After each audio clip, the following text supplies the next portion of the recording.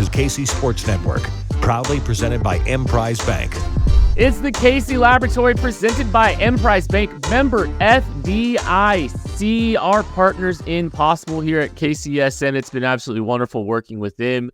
Since KCSN's inception, they are a wonderful partner. I'm here with my wonderful partner, Matthew Lane. Matthew, I love the UW shirt. I like you repping, obviously this game, the national championship, the night we're doing this. So, yeah, I like the shirt.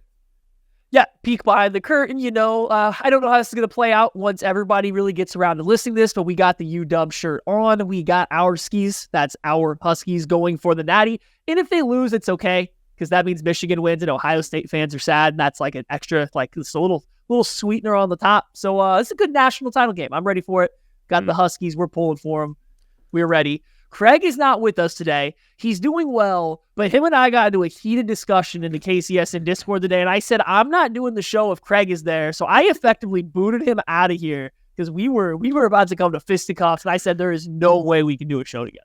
It's been very, very tense. It's been just extreme. It's just the most tense I've ever, been in my life, observing just this, both my parents fighting, or what have you. Matthew, are you enjoying a LaCroix there too? Is that what I just saw? I am. It's unfortunately the lemon one. Costco has the variety pack, and somehow every time I reach into the pack, because we just keep it outside, every time I reach in the pack, I get a lemon, and that's so disappointing.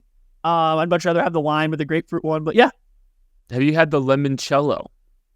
I don't even know what that is. It's like a hint of vanilla or something with the lemon. It's actually kind of. I don't think I want that in a carbonated water, but if somebody gives me one, I'd try it. But that does not. Oh, I don't know. We're mixing stuff now. It's like dessert LaCroix is what it is. Yeah, I want that. It works great. Does its job. Does the trick. Anyway, so last time we talked on the KCSN post game show, we did not know. Yeah, it was just hours ago. We didn't know the Chiefs were going to be playing in that game, in this playoff game, and obviously the news out: the Bills beat the Miami Dolphins 21-14. I think obviously Chiefs fans were paying close attention to that game for a variety of reasons. We can get to some of those in a minute, but just overall thoughts just on watching Bills Dolphins in that game. What was your takeaway? It's a pretty gross game, right? I mean, you come out of that watching it as a Chiefs fan, and from watching that game, you're not really particularly afraid to play either one of those teams, right? You're not particularly nervous about how either one of those teams look. Josh Allen and the Bills kept giving Miami chances. Miami didn't really want to do anything. When push came to shove at the end, the Bills clearly wanted it a little bit more than the Dolphins did, got them the win. So the Chiefs get to host Miami, and boy, I'm sure they had a general idea going in, but it wasn't crossing their minds. But that's going to be a big shock. The Dolphins losing a game like that because of an injury on a punt return, essentially, and then not being able to get off the field in 70-degree weather Miami on a Sunday night, getting ready to have to go to Kansas City where it's going to be 0 at night, windy, and play a road playoff game on only 6 days. That's a tough pill for Miami, going from the 2 seed to that. Yeah, it is a good point. That punt return, definitely, that injury did contribute to the Bills, being able to return that for a touchdown for sure. So that is just unfortunate. But yeah, the Dolphins are, they are in a rough spot now. We'll recap, or we'll do a game preview later this week, sure, on the Chiefs Dolphins. But the injuries, I think we can just talk about them now, so we don't have to do it later in the week. It's the whole scenario for them is a nightmare because they've gone through their edge rusher issues already with Bradley Chubb and Jalen Phillips out. They lose Andrew Van Ginkel, who's been playing good football for them. Yet they might get Jalen Waddle back. They might get Raheem Mostert back for that game, but largely it's just been they're not going to have Xavier Howard for this game against the Chiefs. Just the scenario, it's a nightmare scenario for Miami, obviously, because they had a significant lead on the Bills as the playoffs are closing out. They have all these injuries. They squander this opportunity. And it's a Sunday night football to Saturday night football turnaround now, which I think is rough on top of all the injuries, like this is it's going to be tough for this group to overcome. And like Mike McDaniel has his hands, he has his work cut out for him right now, being able to try to rally this team. Sure. They also lost Jerome Baker, a starting linebacker in this game. You mentioned Xavier Howard. They lost a backup outside linebacker, like off-ball linebacker that would have taken Van Ginkel's spot and Cameron Good, right? They lost so many guys to injury in this game, and throughout the last couple weeks, they're already down their starting left guard, starting center. Like, this team is limping into a game with the Chiefs, who, for all intents and purposes, we don't know the situation at left tackle, but outside of left tackle for the Chiefs, and neither one of those injuries, I don't think, are season-ending or significant. It might take Wanye Morris an extra week or two to come back. But, I mean, Donovan Smith's been dealing with a neck injury, a stinger. Like, the injury bug is a lot worse for the Dolphins right now. They're going to be going up against a relatively healthy, relatively rested Kansas City Chiefs team with, a bare bones roster. That's going to put a lot on Mike McDaniel and this coaching staff to come up with ways to not only stop the Chiefs offense, but then on the flip side, find a way to score points, something that hasn't been easy for them lately. And then you go and just watch this game. Their offense, I don't say it looks like broken or anything like that, but it just looks so segmented. It looks like when their fun stuff, it's not gimmicky, but when like their fun Mike McDaniel spin on stuff isn't working, when it's just a more traditional looking offense, it really struggles to find its footing. So that'll be something to watch with the injuries. Just the overall pull of the Dolphins having to come to Kansas City is not that bad when you consider for the Chiefs, as Chiefs fans, when you consider the Dolphins were the 2 seed for the past month. It's actually not. This seems like a pretty good matchup for the Chiefs. I think they match up well. Both teams are familiar with each other. The Chiefs are healthier, and I would argue a more different team than when they played than the Dolphins are when they played in London. So a relatively good matchup for the Chiefs in the first round, despite the fact that the Dolphins were the 2 seed, as of yesterday at this time. Yeah, it's not the September Dolphins for sure, right? It's not that team that we saw. And obviously, I think Jalen Waddle can come back and make a big difference. But this is a warm weather team that has not performed well in cold weather in recent memory. This is a quarterback who looks to be struggling more than he has at any given point. He was bad this last game. I mean, they were real bad. They put the game in his hands a little bit in the second half of that game against the Dolphins, and it did not go well. So when the run game kind of started getting shut down, which the Bills put more emphasis on, forced Tua to throw the ball, boy, things were not looking as pretty as they had it in recent, even in the first half and some of the moments in the first half. And the funny thing is they needed a really nice play from Devin Achane to get one of those touchdowns out of that game too. So it was a slog for the Dolphins in that game, losing all those players. I mean, they were in desperation mode too. I mean, Melvin Ingram got put in coverage, and some of it, I don't think it was entirely schematic. There's that whole joke about Justin Houston a few years ago, where he gets put in coverage against the Steelers, and it wasn't he kind of got beat by alignment. I don't know if that was the case for Melvin Ingram or if they just had to put somebody out there, and that's just kind of how it happened. It didn't seem like the same thing as the whole Justin Houston narrative a few years ago.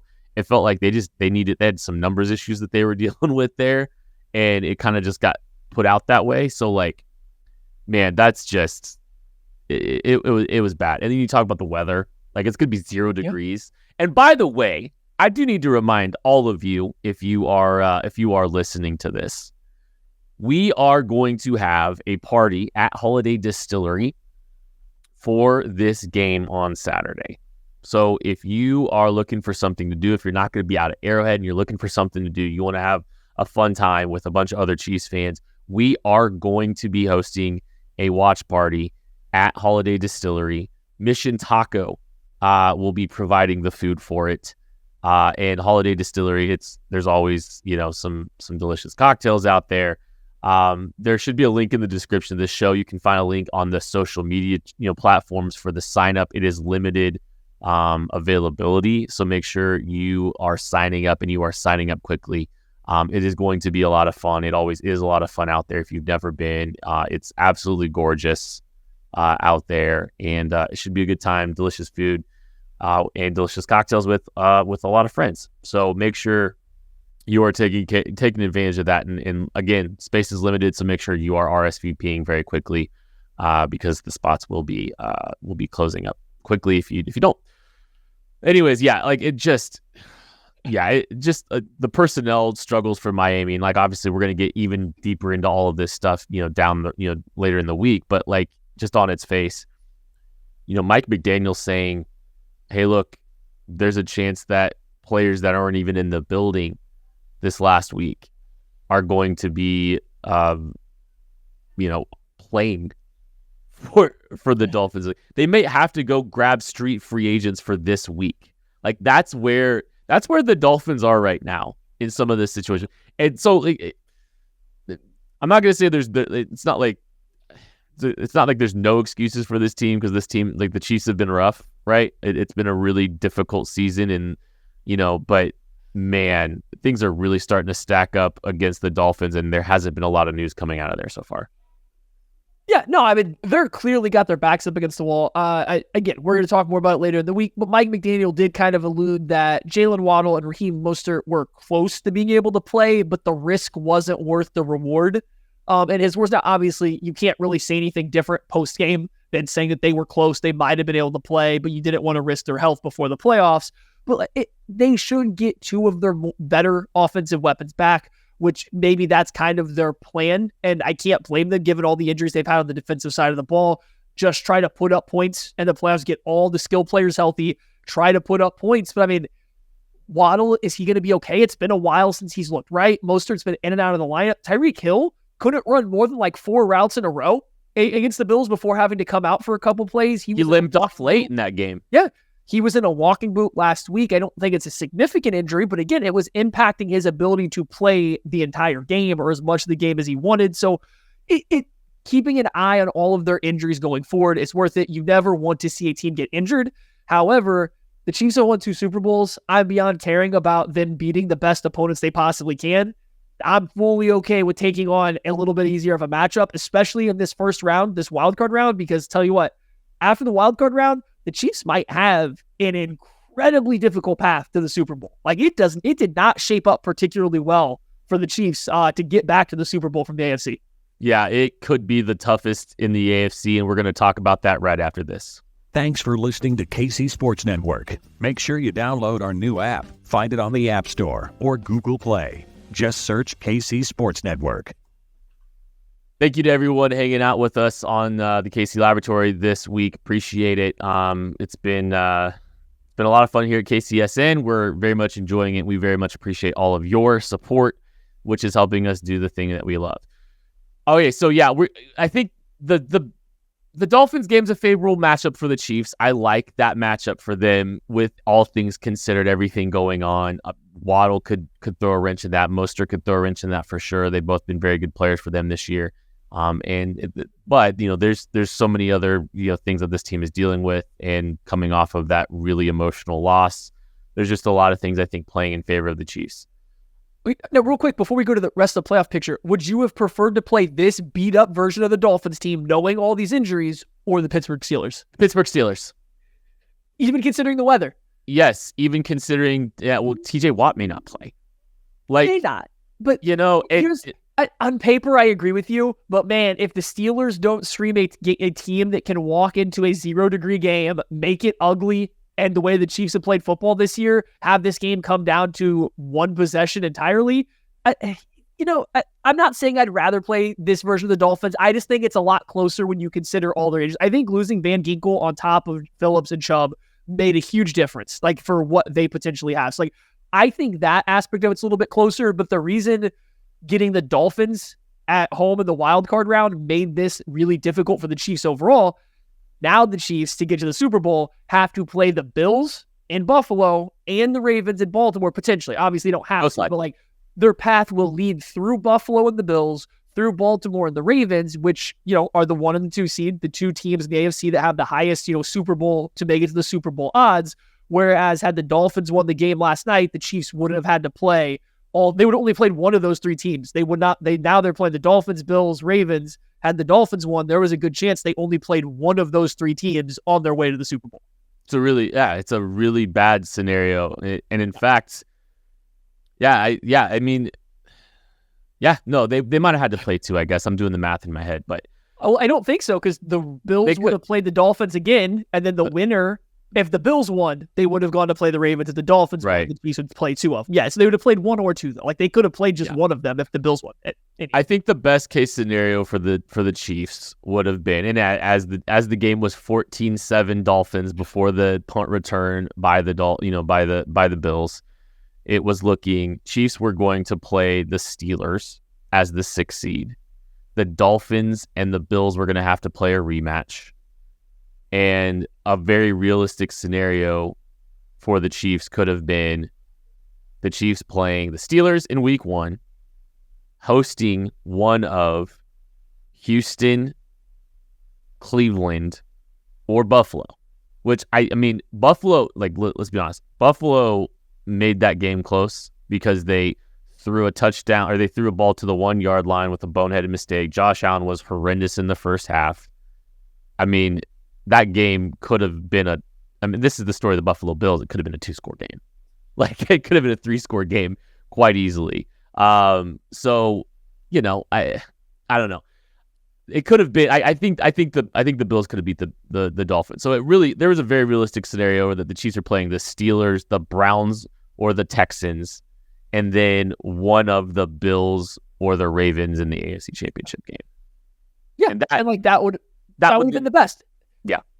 No, we didn't get that. Instead, we get the hardest. Now, and we've already talked about it, right? Like, the Dolphins, in their current state, are probably a relatively favorable matchup for the Chiefs. So, you know, if there was a way to send, I think, the Browns or the Texans to Kansas City instead of the Dolphins, maybe it would get a smidge harder. Because, like, I just don't know what to think of this Dolphins team right now. But the Chiefs beat the Dolphins. They then will most likely go on to play the Bills in Buffalo. That's rough. That's not ideal. Like, Buffalo's a good team. They can beat anybody. I know the Chiefs and then just played a very close game that the Chiefs only lost, or, you know, only didn't get a late game lead because of Kadarius Toney lining up off sides, you know, on a big go-ahead touchdown.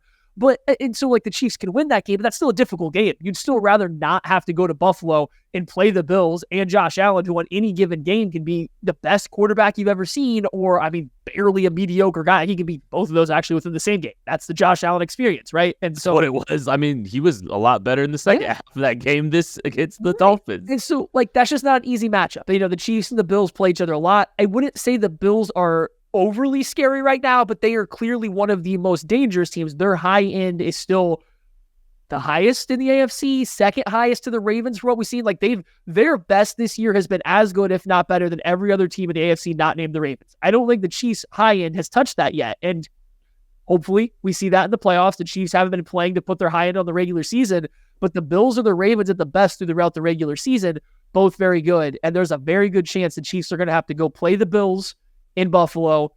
They have to go play the Ravens in Baltimore to make it to the Super Bowl. That's a tough path. No, it's a very tough path. And it's one of those, I mean, I remember seeing, like, the odds for the Chiefs to win the Super Bowl changed as the playoff field path formulated for both of these teams. So, you know, and it, like, the Chiefs are behind the Bills as favorites to, you know, win the Super Bowl as it is, but which is kind of funny looking at it a while back when the Bills, like, here's the funny thing. The Chiefs beat the Bills. If the Chiefs beat the Bills, you know, 5 weeks ago, I mean, I don't even know if the Bills are in the playoffs right now. I'm pretty sure they missed the playoffs. And pretty sure they missed the playoffs. They were playing for that. And, yeah. Then they would have been the 2 seed. The Chiefs would have been the 2 seed. And, yeah, I mean, it changes everything, right? Which is, like, I think just par for the course for this season. This team is, you know, one big mistake has kept them from a lot of different things, and one little thing here, one little thing there has just kept this team, you know, from achieving different things throughout the year. So, but yeah, I don't like this path for the Chiefs in totality, at all. I don't like it at all. It makes me feel less optimistic about the entirety of this playoff run, right? Because, yeah, I mean, they're probably going to play the 3 best teams in the AFC to get there. I think, you know, I think you can make an argument. I know, like, I know the Dolphins situation. Yeah. I think there was at some point in this season, the Dolphins might have been the best team in the AFC. So, and this is a shell of themselves, but I'd rather avoid this shell of themselves. Like, they're like, here, okay, so even, like, let's look at it this way, right? Let's look at it this way. the Chiefs beat the Steelers in round one.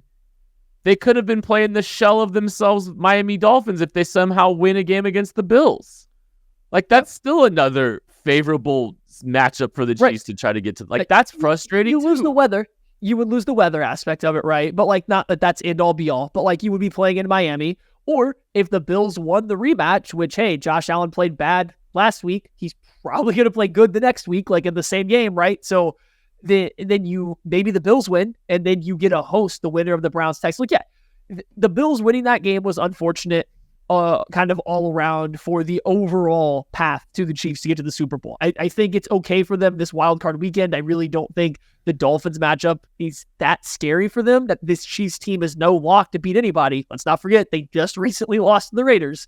Like, they're not a lock to beat anybody. No. However, this Dolphins team isn't scary. It's just after that. After the wild card round, this is as hard as it can be for the Chiefs. And I mean, that's going to be the case most time. Most time, if you're not the 1 seed, you're probably going to have a really hard path to get to the Super Bowl. That's just how it works, especially if you're not the 2 seed either. Like, when you come out of not being one of those top seeds, you're going to have to play most likely both of them on your way to the Super Bowl. That's what the Chiefs are. So now it's time to flip a switch. They're coming off of this victory, in week 18 against the Chargers. They get this victory that doesn't really matter that much, but they get to go out on a little bit of a high note with a win, with the Chris Jones getting his incentives. Hopefully everybody's feeling good this week of practice heading into the wild card round, and then you get to really build off momentum. You build up momentum from the Frogles game, then off a win in week 18 where some young guys get some reps, team looks generally good in the youth, and then you get this favorable matchup, and hopefully you just kind of snowball that into being a better Chiefs team than what we've seen all year.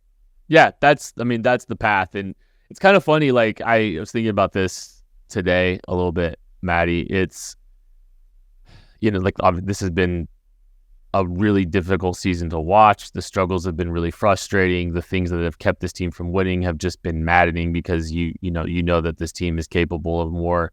You would hope that they're capable of more. And some of the players that they, that have let them down have let players that normally help elevate, like, they've let Mahomes down a lot. And Mahomes has historically elevated the entirety of this organization to new heights that we haven't seen, which is kind of one of the things I was thinking about. It's like, remember the last time that we started to have doubts about the Chiefs' playoff outlook?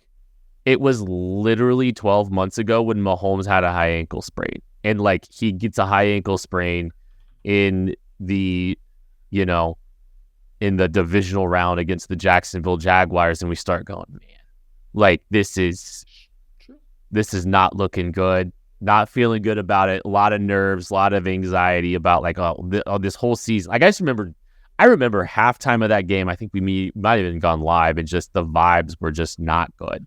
You weren't feeling good. This is a high ankle sprain. Watching him try to gut that game out against the Jaguars was just ridiculous. And, just all this, right? And it's funny that, like, we had our doubts this time last year. Well, I mean, look, crazier things have happened. This team has surprised us in many different ways, and the ability for us to be surprised by this team has the ability for them to do it. It's gotten a lot harder for this team to surprise us historically as this thing has gone on. This would be quite a surprise. Right? Because of just how it's gone and just how difficult and frustrating it's been. But a reset for Travis Kelce, a week off for Mahomes. They kind of started to figure a few things out on the offensive side of the ball. They need to build off of that. They need to be better on third downs, but they ended the possessions in, positive territory against the Bengals. I'm not saying it's, I don't know. I'm not saying it's impossible. And I feel like it's still in the realm of possibility, despite all the things that make it feel like it's not. It's tough for me because, like, I think it's definitely in the realm of possibility because you have Andy Reid, you have Patrick Mahomes, and you have Steve Spagnuolo. And, like, we can add other players and stuff to it, but, like, you want me to pick guys that have, I think, had the biggest impacts on this team's ability to go to Super Bowls, win Super Bowls. It's Andy Reid and his offensive mind. It's Patrick Mahomes and his play on the field, and it's Steve Spagnuolo and his defensive, just the way he alters his defense and he can scheme up game-specific matchups is second to none in the NFL and the playoffs these past 5 years. And so those three guys are still here. The defense is playing better than it ever has. So if you all of a sudden now add on these single game, matchups and what he does to really shut down opposing offenses to that, they could have, one of the most dominant kind of playoff defensive runs we've seen in a long time. I'm not saying they've been that all year, but like the potential for that is really there. If you take what Spagnuolo was able to do in 2019 or 2020 on the defensive side of the ball in the playoffs, with those matchups, like that mindset to this talent, that's crazy. That's going to be a crazy defense to deal with in the playoffs. And then on the flip side, it's been rough. It's been ugly all year. And like, this is where all of my hesitation to saying that this team is going to make a real Super Bowl run comes from. The offenses look terrible. I mean, I just doubt, as terms of winning a Super Bowl, the offenses looked terrible. They ended the year, I think, top 10-ish, and like some categories just outside others. But like, it hasn't looked like a Super Bowl winning offense. But at the end of the day, 15's still the quarterback. Andy Reid's still the head coach. If they just start pulling some of those levers correctly, they just start hitting some of the buttons at the right time with the way that defense plays, there's absolutely positively a chance that they can go on to win the Super Bowl, no matter how difficult the path there might be. I just don't think that's in my expectations this year. I'm not surprised, but like very impressed, like overly impressed if it happens this year. Yes, and we all should, because it would be another unreal kind of Mahomes moment that we're all kind of accustomed to. Chiefs are, plus 1,000 to win the Super Bowl right now.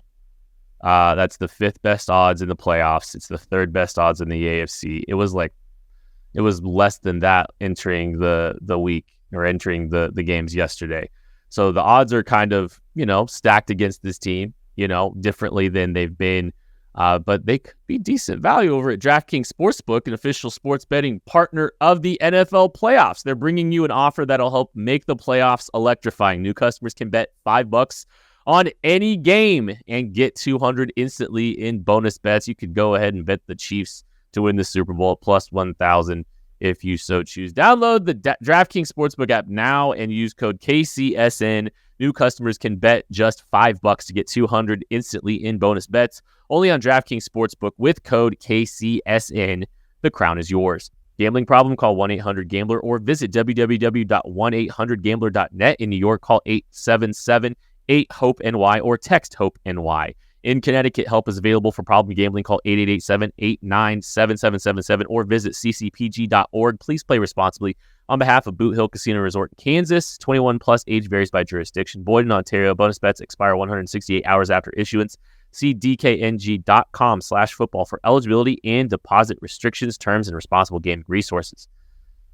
Okay, so we just got done with week 18 of this game, and we kind of wanted to ask the question before we get out of here, Maddie.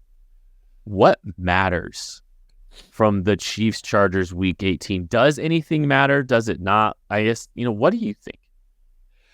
I think the team's overall demeanor, happiness, and joy matters. They had a lighthearted week where they finally didn't spend, the entire stretch of Friday till Wednesday getting berated online, having national media talk about how bad they might be playing. They didn't have to have coaches and players get up in front of reporters and answer the same question the exact same way like they have for the past 18 weeks. I'm not blaming anybody for all that. That's the way it has to go. Like, you have to ask the question, why is the offense stink this year? Like, those questions have to be asked, but they finally didn't have to deal with that for 7 days here and then start preparing for another game. They got to escape it for a week. Now, the last time they came out of a bye week in which you got to escape some of that noise, they did lose to the Eagles, but you saw some stuff. I think that's where we kind of started to see a little bit of the turn of the offense trying new stuff. I don't want to say that's where the switch kind of happened to where they were maybe getting better, but you saw them try new stuff. They actually technically got worse after that, but they tried new stuff, right? And so I think the joy of the team getting to have a lighthearted week, I do think matters. And if you need to see the opposite, go watch the Dolphins. That team had to play for something. Yeah, they were locked into the playoffs, but they had to play for something. They lose a heartbreaker. They lose players. They lose home field advantage. They lose a weather that they like. Like, they lost a lot. The Chiefs lost absolutely nothing from this game. So, I think that's the biggest thing that matters to me is just It was lighthearted. They looked like they were having fun. Everybody had a good time. Chris Jones gets his money. Everyone's happy. Chiefs win. Happy. No significant injuries. Everyone's happy. It was a good week for the Chiefs. Everybody seemed to just be a little more carefree over the weekend. Seriously, I loved seeing just how there was some level of relaxation to that team. You know, like you saw Mahomes and his demeanor on the sideline specifically, and him joking around and just calm, cool, collected, seeing everybody lose their minds, you know, for Chris Jones. There definitely was a vibe about this team, and seeing these young guys kind of get out there. And, you know, who knows who's going to have to step up in the playoffs for this team. It could be one of those young guys that we just got done seeing. Those snaps could ultimately be valuable. But you're right. The Chiefs, you know, showed some things that there were some reasons for optimism coming out of that Eagles game, right? And I think this team's entirely different than they were even in that game too. You know, like Rashee Rice was starting to come on. Rashee Rice is a better player than he was even against the Eagles. Yeah, I don't think that game led to any specific changes, but I think coming out of the bye week into the Eagles game, that led to them trying stuff. Like that led to them trying to find the fixes, not the actual fixes, but like I think that's where you saw them come out and actually try new things. Up until that point, they were just kind of riding on what they had done in the past. And I think that was the big thing that I noticed from that first bye week. Well, and I'm sitting here kind of wondering what's going to be. There's a little bit of they're not trying anything different. Like it's not a try at this point. It's either you do it or it doesn't work. But I mean, look, McCole Hardman, I think he played 100% of the snaps in this game. Talk about him. Yeah. Well, I think this is kind of what I'm curious about and what matters, and it ties into that Eagles game. It ties into them coming out of a bye week. You know, they tried to get Kadarius Toney involved a little bit in the run game and in the pass game against the Eagles. McCole Hardman got a little bit of run in that game. You know, he got some opportunities there, but McCole Hardman plays 100% of the snaps in this game for the Chiefs in this Week 18 game. Yes, he did. If that is a stunning number that I did not anticipate. If that doesn't tell you that they're trying to ramp this guy up, get him ready for the playoff run, I don't know what is. And, you know, we saw him get involved in the vertical stuff. But you know they didn't really do a ton of? They really didn't get him a ton of stuff behind the line of scrimmage with the manufactured touches. And I paid attention to that. I wonder, I'm not going to say, it's not that I'm wondering if Kadarius Toney is, I don't know. I'm wondering if McCole Hardman's not your jet vert guy.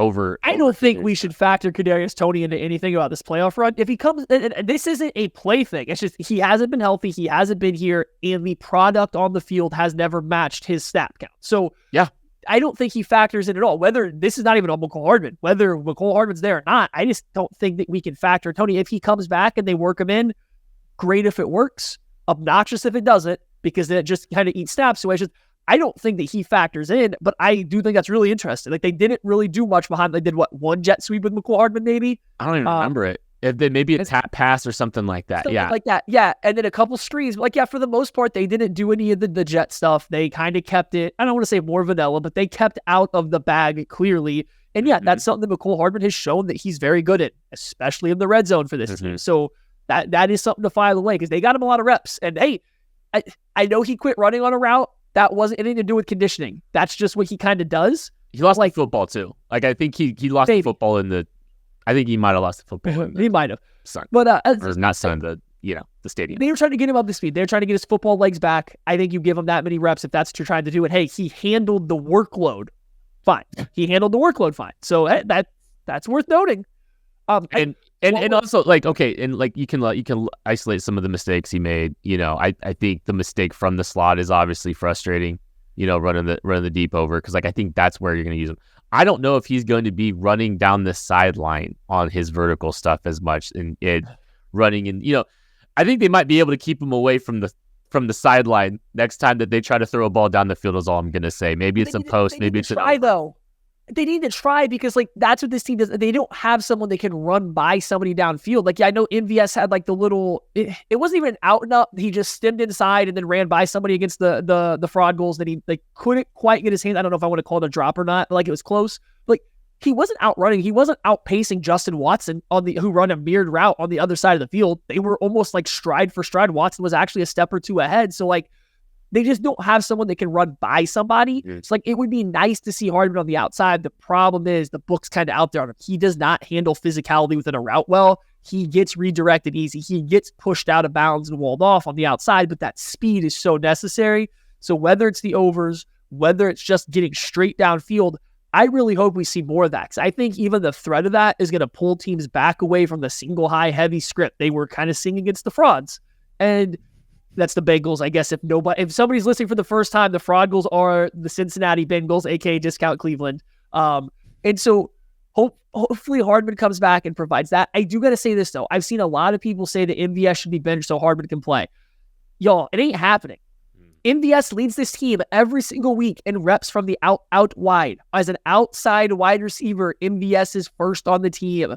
That is not where you want to put Mecole Hardman. That is where he is actively at his worst. That is where his most struggles come. Occasionally, sure, that's fine. But giving him 75% of his snaps out wide like MVS gets, no. You might eat into a couple of MVS's snaps. You might eat into a couple of Justin Watson snaps.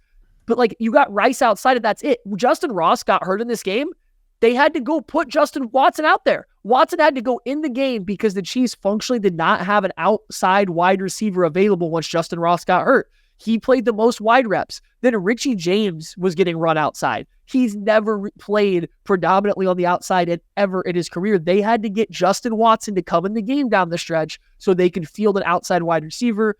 I hope Mecole Hardman gets snaps. I hope MVS gets less, but MVS is still going to play a lot. He's the guy that helps people line up, and he's an outside wide receiver in which they don't have very many of. So, like, we can't hold out hope that Mecole takes MVS's reps or a lot of them, maybe a few of his deep shots, but not the actual snaps, I don't think.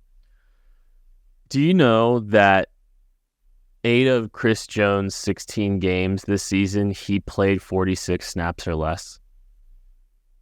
That's the snap count of his game this week. Like, that's crazy that he played that many snaps in this game. That's at or more than he played in 8 games this year. Like, that's absurd. I can't believe that. That's not an insignificant workload, especially since he was big game hunting for that sack.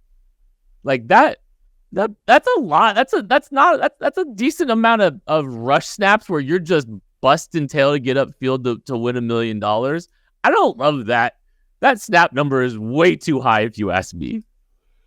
I mean, like, I don't love how high it is, but this is my problem at the end of the day. Not my problem, but this is my thing about it. If you were going to give him the opportunity at all to go out there and earn that money, you can't pull him short of it if it doesn't come. There's not a moment where you can be like, okay, Chris, you didn't get it in these first 2 drives, so you're done. You can't, like, dangle that here's the ability to go get $1 million and then take it away when he doesn't get a little bit. So, like, I get it. It took too long, but, like, he was dominant. He was great all game. It wasn't, like, entirely his fault. He did not get that sack much sooner. So, unfortunately, he played that much. Now, come talk to me if he has dead legs and isn't very impactful in a game that the Chiefs defense maybe struggles a little bit, against the Dolphins.